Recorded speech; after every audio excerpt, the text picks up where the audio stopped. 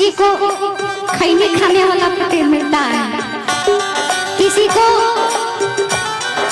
पीने वाला पति मिलता है, किसी को गांजा धुकने वाला पति मिलता है तो किसी को यूं सिगरेट फूकने वाला पति मिलता है ना। तो एक महिला है, उसको पति मिल गया कैसे? पियक्कड़। अब वो महिला परेशान सर पकड़ के बैठी रहती है। क्यों? क्योंकि वो पी के आता है, मारता है, रात को परेशान करता है, सोने नहीं देता है।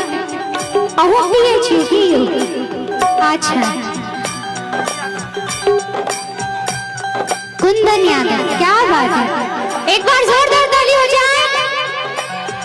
तो लड़की कहती है एक दिन अपने सासू माँ से कि माँ जी देखिए आपका बेटा बहुत बेकार है, रोज रोज शराब पीता है, मेरे को परेशान करता है, तंग करता है, सोने नहीं देता है, मैं तंग आ गई हूँ। कहती है क्या अपने सासू माँ से?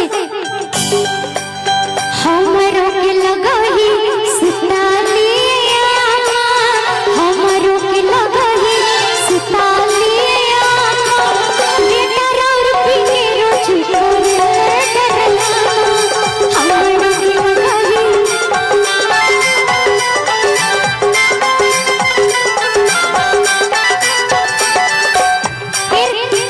सासू माँ पूछती है क्यों?